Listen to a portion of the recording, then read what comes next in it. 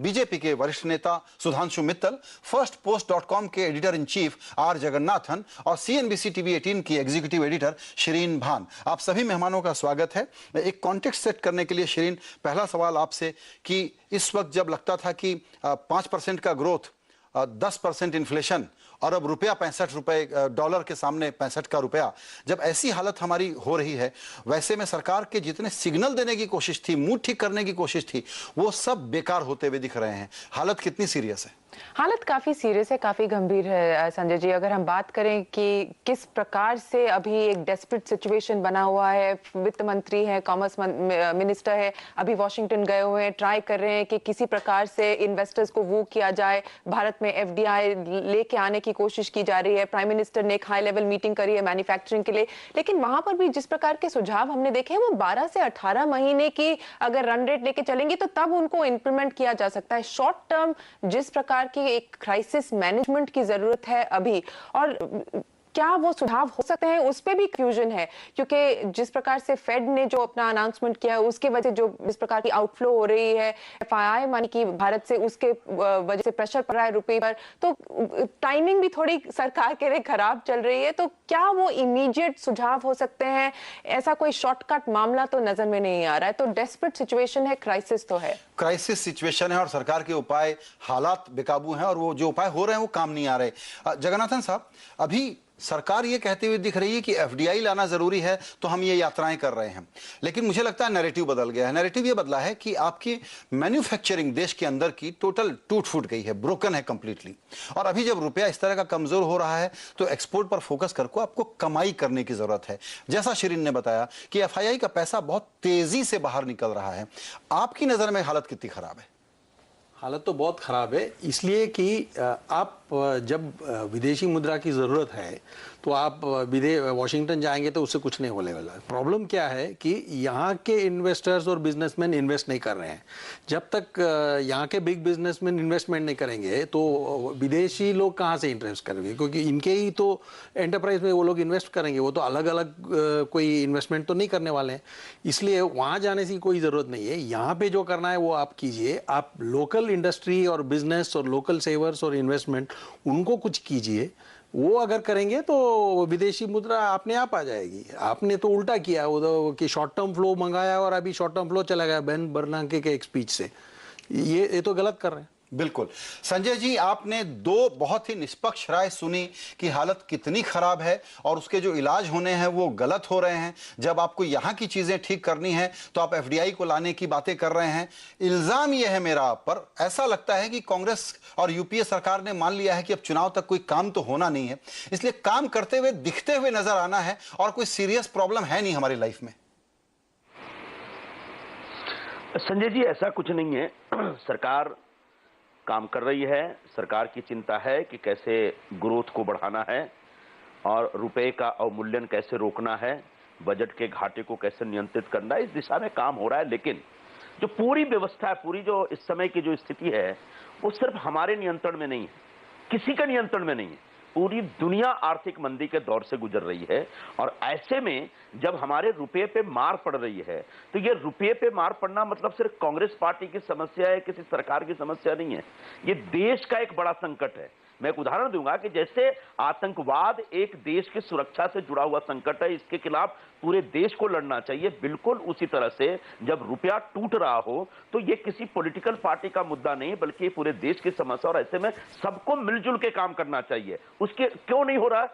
अगर मैं आरोप लगा रहा हूं सब लोग मिलजुल के काम नहीं कर रहे, उसके दो उदाहरण देता हूं। जिस प्रकार से अपोजिशन पार्टियां सिर्फ इसको मुद्दा बना के सरकार के ऊपर टीका टिप्पणी कर रही हैं, उसके बजाय अपोजिशन पार्टियों की तरफ से एक सुझाव आना चाहिए कि रुपये को मूल्यांकन अवमूल्यन को रोकने के लिए क्या कर सकते हैं हम। उनके पास कुछ आइडिया है, कुछ सुझाव है। एक दूसरा, हमारे देश के जो कॉर्पोरेट सेक्टर के जो लोग हैं, बड़े बड़े उद्योगपति हैं, उनको अमेरिका में इन्वेस्ट करने की फुर्सत है। एक $1.5 बिलियन का इन्वेस्ट कर रहे हैं, वो इंडिया में इन्वेस्ट नहीं कर सकते। तो आज ये समस्या सिर्फ हमारी नहीं है, उन उद्योगपतियों की भी समस्या है। तो अगर हम FDI को लाना चाहते हैं तो आएगा कैसे जब हमारे उद्योगपति खुद दूसरे देशों में जाके इन्वेस्ट कर रहे हैं। तो कहीं ना कहीं उन उद्योगपतियों के सामने राष्ट्रवादी विचारधारा रखने का एक समय आ गया। संजय जी, आपके इस हुकूमत से परेशान होकर के बेचारे मजबूरी में जा रहे हैं और आप नाराज हो रहे हैं, उस पर चर्चा होगी। रुपए के अवमूल्यन पर कुछ किया जाए या नहीं किया जाए उस पर भी चर्चा होगी। लेकिन एक ओपनिंग कमेंट सुधांशु मित्तल जी का हम ले लेते हैं यहाँ पर कि क्या ये जो बात कह रहे हैं कि अपोजिशन को कंस्ट्रक्टिव तौर पर इस वक्त ज्वाइंट एक्शन करने की जरूरत है और अगला जो मॉनसून सेशन आ रहा है उसमें कुछ बिल पर बिना किसी शर्त के ऐलान करने की जरूरत है कि हम कांग्रेस की मदद करेंगे। ऐसा है, गुनाह किसी के मरे किसे बजा रहे, गुनाह तो सरकार के करे हुए हैं। अर्थव्यवस्था को वोट बैंक इकोनॉमिक्स की वजह से उन्होंने ध्वस्त कर दी और आप विपक्ष पर इल्जाम दे रहे हैं, ये तो ठीक नहीं है। इससे आप सोचते हैं कि कोई विपक्ष की तरफ से कोई समर्थन और सहयोग की आप उम्मीद कर सकते हैं? अरे असलियत जानिए साहब, अच्छी भली चलती हुई अर्थव्यवस्था को सिर्फ बेकारण से आपने डीरेल कर दिया।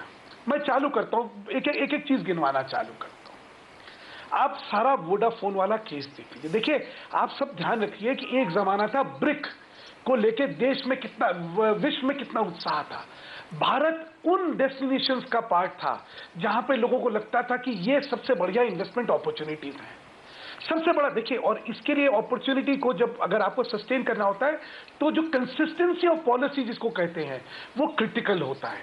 आपको उस सरकार की नीयत और नीति दोनों पे विश्वास होना चाहिए, तब आप वहां पे जाके निवेश करेंगे। सर, ये मुद्दा आपने अच्छा उठाया। आपकी लिस्ट के बाकी पॉइंट हम बिल्कुल पक्के तौर पर सुनेंगे, लेकिन आपने चूंकि वोडाफोन का एक अच्छा उदाहरण दिया है, संजय जी आप भी इस मामले से नजदीकी से आप इसको वॉच कर रहे हैं या जानकारी रखते हैं, आपसे हम ये समझना चाहेंगे, इतनी मनमर्जी, ऐसा आर्बिट्ररी तरीका, उसके बाद आश्वासन दिया गया और अब जब हम उम्मीद कर रहे थे कि एक साफ संकेत देंगे, जब तक वो नहीं देंगे तब तक वित्त मंत्री की अमेरिका यात्रा किसी काम की नहीं है, क्योंकि उनको डर वोडाफोन जैसे उदाहरणों का सता रहा है।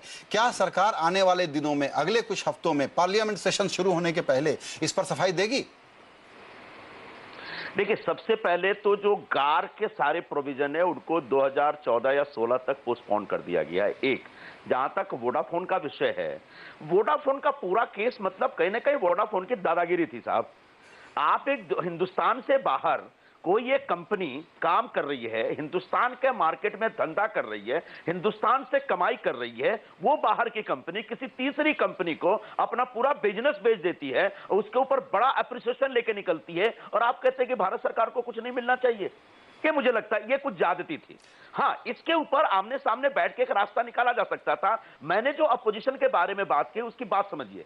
आज अगर रुपए का डिवैल्यूएशन होता है, 1 रुपया अगर डॉलर के अगेंस्ट हमारा रुपया कम होता है तो 8,000 करोड़ से ज्यादा महंगा हो जाता है क्रूड ऑयल का इंपोर्ट बिल।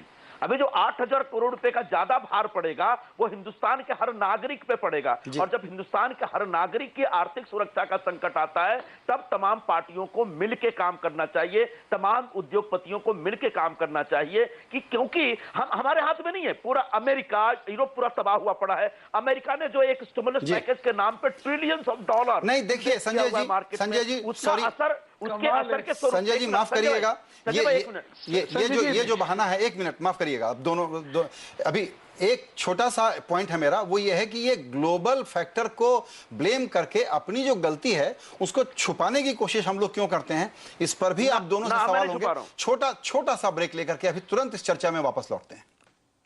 हो रही है संजय निरुपम, सुधांशु मित्तल, आर जगन्नाथन और शिरीन भान से कि आर्थिक संकट कितना गहरा है और सरकारी उपाय कितने काफी या नाकाफी। सुधांशु जी, संजय जी ने जो कहा है उस पर आपका कमेंट लेने के लिए मैं आऊंगा, लेकिन चूंकि चर्चा अभी वोडाफोन की चली थी और हम बिजनेस चैनल के नाते उसको एक केस स्टडी के तौर पर रखते हैं, तो शिरीन इसको बहुत क्लोजली वॉच करती रही हैं। शिरीन का एक कमेंट इस पर लेते हैं, फिर सुधांशु जी के पास चलते हैं। नहीं संजय, जैसे इस पर तो काफी चर्चा हो चुकी है। आप चाहे कहिए कि गवर्नमेंट की मनमानी थी कि किसी प्रकार से वोडाफोन से टैक्स लिया जाए, तो उन्होंने रेट्रोस्पेक्टिव अमेंडमेंट फाइनेंस एक्ट में लेके आए, लेकिन अब जो है फाइनेंस मिनिस्टर ने साफ साफ कह दिया है, कैबिनेट का अप्रूवल है कि एक कंसिलिएशन प्रोसेस होना चाहिए। पार्थ सारथी शोम यहां तक बोल चुके हैं कि उनकी रेकमेंडेशन है, उनकी राय ये है कि रेट्रोस्पेक्टिव जो अमेंडमेंट था जो फाइनेंस एक्ट में है उसे खारिज कर देना चाहिए। अगर सरकार उस हद तक जाती है तो क्या बीजेपी उन्हें सपोर्ट करेगी कि नहीं? क्योंकि सुधांशु मित्तल जी अभी खुद कह रहे थे कि वोडाफोन की वजह से एफडीआई आना बंद हो गया, तहस नहस हो गई, इन्वेस्टर कॉन्फिडेंस टूटी,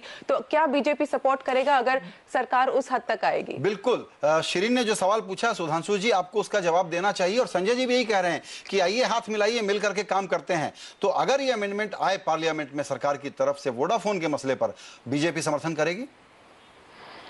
शिरीन जी और संजय जी, आप चीजों को आइसोलेशन में लेके प्रश्न पूछ रहे हैं।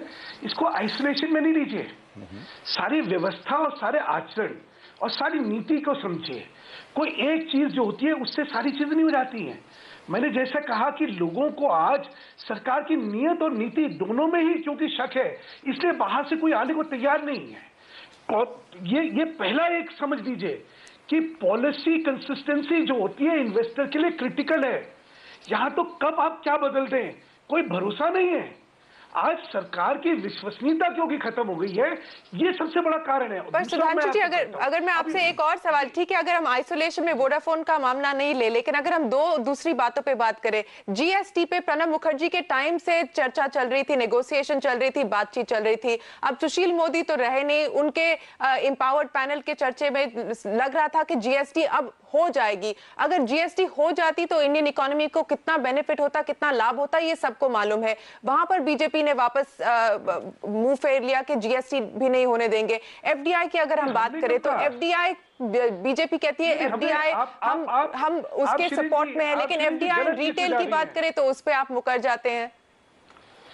श्री जी, आप गलत चीज पे जा रही हैं। एक और मैं बताता हूं, अर्थव्यवस्था की जब चर्चा हो रही है तो इसमें आम सहमति बनाई जाती है। इसमें चर्चाएं करके विपक्ष को भरोसे में लेके चीजें करी जाती हैं। मैंने एक शब्द इस्तेमाल करा था, वोट बैंक पॉलिटिक्स की जगह यहां वोट बैंक इकोनॉमिक्स हुई है। मेरा जो सबसे बड़ा इसमें दर्द है वो ये है कि अर्थव्यवस्था पे हमें राजनीति नहीं करनी चाहिए थी। इन्होंने क्या करा है, चलती हुई इकोनॉमी को धक्का दे दिया वोट बैंक इकोनॉमिक्स के चक्कर में। आपने जो साउंड फंडामेंटल्स होते हैं इकोनॉमी के, उन सबको खराब कर दिया और आज भी यही कर रहे हैं। आज भी इकोनॉमिक फंडामेंटल्स को ये फिर खराब कर रहे हैं, ये देखते हुए कि आज ये महंगाई कहां जा रही है। आज डॉलर के मुकाबले रुपए का क्या, अभी इन्होंने क्या देखी, कितनी सिंपलिस्टिक बात कर दी कि भाई अंतरराष्ट्रीय बाजार, अरे अंतरराष्ट्रीय बाजार में अमेरिका भी है, यूरोप भी है। हम लोग ना केवल डॉलर के खिलाफ डिवैल्यूएट हुए, हम हर करेंसी के खिलाफ डिवैल्यूएट हुए। ये करेंसी वाला मसला बड़ा महत्वपूर्ण है जी, बड़ा महत्वपूर्ण है। और संजय जी ने कहा कि ये एक राष्ट्रीय मसला है और वही कह रहा हूं। नहीं, एक मिनट, उन्होंने ये भी कहा सर, उन्हें आप ही की बात बढ़ा रहा हूं, उन्होंने ये भी कहा कि दोनों को मिलकर सोचना चाहिए कि इसके अवमूल्यन को कैसे रोका जाए। दोनों का आचरण देखिए ना सर, यही खतरा है। अभी तक वित्त मंत्री का क्या आचरण है कि उन्होंने कहा है कि विपक्ष के सामने समस्या रख के उनसे विपक्ष की बात करिए, कोई करी है क्या जी? आप फिर यहाँ पर बैठ के बड़े बड़े भाषण झाड़ना और आपका आचरण बिल्कुल ही विपरीत हो, ये ठीक थोड़ी है। बिल्कुल। एक क्रिटिकल बात जो कि सरकार से ध्वनि आ रही है, संजय जी ने भी उसको रिफ्लेक्ट किया, वो ये है कि रुपए के अवमूल्यन को रोकना चाहिए। ये क्राइसिस है, माफ करिएगा, आपको अचानक इस तरीके से दखल देने की जरूरत नहीं है।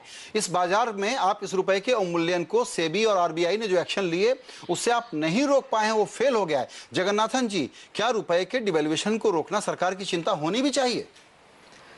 देखिए, जब तक रुपये जब डॉलर 60 पे पहुंच गया है तो ये टर्निंग पॉइंट है इकोनॉमी के लिए। अगर सरकार सही चीज़ करेगी, यहाँ से इकोनॉमी का सुधार स्टार्ट हो सकता है। लेकिन उनका ध्यान रुपए पे नहीं होना चाहिए, पॉलिसी पे होना चाहिए। आपको पहले एक्सपोर्ट को बूस्ट करना चाहिए। अभी 60 में अगर एक्सपोर्ट बूस्ट नहीं होगा तो आपको प्रॉब्लम है। दूसरी बात यह है कि आपने तेल का दाम जनवरी में जितना बढ़ाया और 8 रुपए की घाटे में डीजल जा रही थी, अभी वापस वहीं पहुंच गया है। अगर आप ये 50-50 पैसे करके जब ना घर में आग लगी है, अगर आप बूंद बूंद पानी डालेंगे तो कुछ नहीं होने वाला है। आपको सीधा करेक्ट करना चाहिए, क्योंकि तब बाजार और इन्वेस्टर्स को ये आश्वासन मिलेगा कि ये सीरियसली कुछ करना चाहते हैं। ये 50-50 पैसे में कुछ नहीं होने वाला है, क्योंकि अभी आप जनवरी में 8 रुपए का घाटा था, फिर 3 रुपए हुआ, अभी वापस 8 पे आ गया। इसलिए आप कैसे ये सब फिक्स करेंगे? आपको वेरी डिसाइसिव स्टेप्स लेने पड़ेंगे, वो नहीं कर रहे हैं जी। संजय जी, एक क्लासिकल एक थ्योरी है गुमराह करने वाली। एक्सपोर्ट बढ़ा दीजिए। अरे भाई, आपका इंपोर्ट का जो बिल है वो एक्सपोर्ट से कहीं ज्यादा है। आप पहले ये चिंता करिए। आप जो कहते हैं कि रुपए की आपको चिंता नहीं करनी चाहिए कि वो क्या है, अरे भाई मेरा रोज का जो आयात है वो जब महंगा हो जाएगा और मेरा निर्यात जो है वो कम है, तो मेरा तो घाटा ही घाटा है। तो मुझे अपने रुपए की चिंता नहीं करनी चाहिए। ये जो बार बार थ्योरी बेची जाती है, मुझे आज तक इस नहीं, बिल्कुल ठीक कह रहे हैं आप। हमारा बहुत इकोनॉमिक्स तो मैंने भी पढ़ी है। नहीं सर, आपने बिल्कुल पढ़ी है। हमारा पॉइंट सिंपल है कि ये जो रुपए का क्राइसिस मैनेजमेंट, नहीं पॉइंट ये है सर कि रुपए के क्राइसिस मैनेजमेंट के लिए जो patchwork more import and less export, then you have to worry about the value of your rupee. How can you be oblivious of it? और यहां सब लोग ये समझाएंगे आपको, अरे नीति पहले तो रुपए की चिंता करिए ताकि और घाटे ना हो जाएं। जी जगन्नाथन जी, आप का घाटा कितना कहां पहुंच गया? आप अपना इकोनॉमिक्स का ज्ञान मैच करेंगे इनके साथ?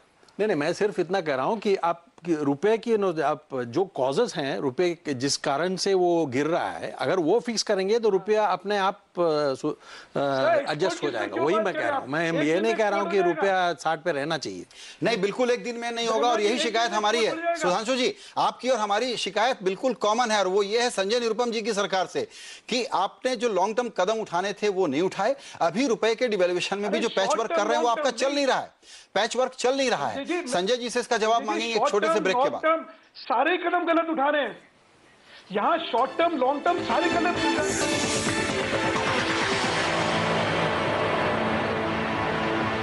इससे मैं संजय जी, मैं पहले आपके पास आऊंगा और सीधा सवाल यह है कि एनर्जी सबसे बड़ी क्राइसिस है हमारी और उसके इंपोर्ट को रोकना जरूरी है। अभी जगन्नाथन जी ने समझाया कि टुकड़ा टुकड़ा में जो कीमत कम की उसका कोई फायदा नहीं हुआ है, नंबर एक। नंबर दो कि ऑयल गैस मिनिस्ट्री गैस की प्राइसिंग पर लेकर के वित्त मंत्रालय ने कल जो बात कही, आज जो पेट्रोलियम मिनिस्टर ने क्लैरिफिकेशन दिया, अभी तक कंफ्यूजन और क्लैरिफिकेशन का दौर चल रहा है। और तीसरा ये कि एफडीआई के फ्रंट पे जेट इतिहाद की डील भी मेस में नजर आ रही है। एक मंत्रालय ने क्लियर किया, अब कैबिनेट में जाएगा, वहां से क्लैरिफिकेशन होगा। हर नेगेटिव सिग्नल जो संभव है आपकी सरकार दे रही है। संजय जी देखिए, ये बात आपकी सही है कि पेट्रोलियम प्राइसेस को लेकर के जो हम लोग काम कर रहे हैं वो कोई लॉन्ग टर्म प्रोग्राम नहीं है और पक्का प्रोग्राम नहीं है।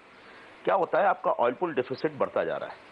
कभी वहां पर क्रूड ऑयल की प्राइस बढ़ रही है, कभी घट रही है, उसका जो फ्लक्चुएशन है बहुत तकलीफ दे रहा है। तो ऐसे में समय समय पर एडजस्ट करने के लिए जो अंडर रिकवरीज हैं उसको हम कंट्रोल करने की कोशिश कर रहे हैं, उसको और बेहतर करना चाहिए। आपका जो जेट इतिहाद के बारे में जो सवाल है उसका थोड़ा मुझे टाइम दीजिएगा संजय भाई, उसका मैं एक बैकग्राउंडर देता हूं आपको। ये पूरी क्राइसिस शुरू हुई 2010 से।